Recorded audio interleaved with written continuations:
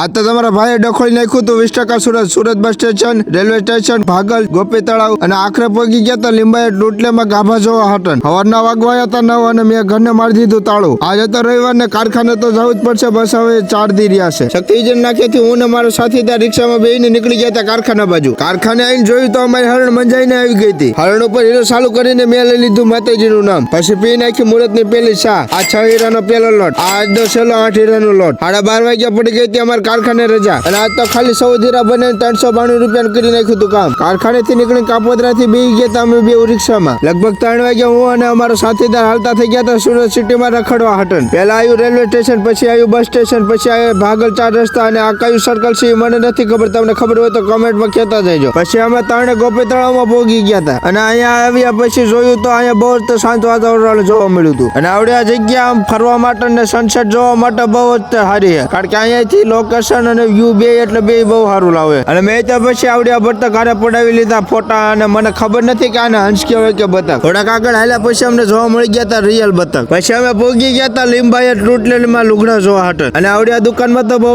જ ગળદી હતી. દિવાળી માથે છે અને આજે એમાં તે રવિવાર હતો એટલે ગળદી તો હોય જ તે. તો મેં લીધેલું છે 100 દિવસ ડેલી મિની વ્લોગિંગ ચેલેન્જ. તો આ તો આપણું 46મો મિની વ્લોગ. તો મળી આવતા નેક્સ્ટ નવા વ્લોગ વિડીયો ની અંદર. ત્યાં સુધી બાય બાય.